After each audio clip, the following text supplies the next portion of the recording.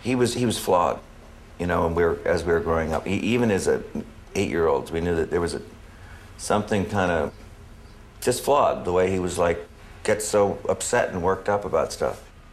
And, you know, he drove my mom up the wall. He was a human being in development. The reason I can write assholes so well is that I once was an asshole. Well, I mean, a lot of people said he was a climber. He was a master at it, you know, but acquiring people. People liked him, and he certainly liked people, especially if they were famous or rich. I had been out to dinner with a writer called Marie Brenner, who is also at Vanity Fair, and she was an old friend, and she invited me to dinner. And she put me next to one of her great friends, who was a movie producer who she was very fond of from California. She sat me next to him, and we started to talk, and he began to talk to me about this terrible, tragic thing that had happened to him, which was that his daughter had been murdered.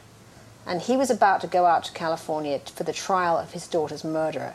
She said, keep a journal every day and come and see me when it's over. Tina Brown literally discovered me.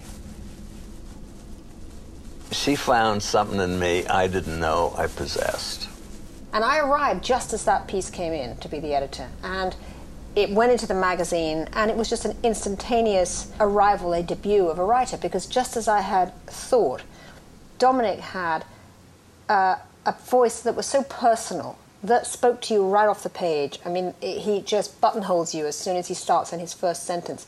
And that's really what a writer is. It's a voice. And I realized then that Vanity Fair had found its first voice, and we signed him up immediately. And he became our first star writer, and of course, really, I think, the defining voice of the magazine, actually. He combines shoe leather with stardust, you know, and that's very unusual.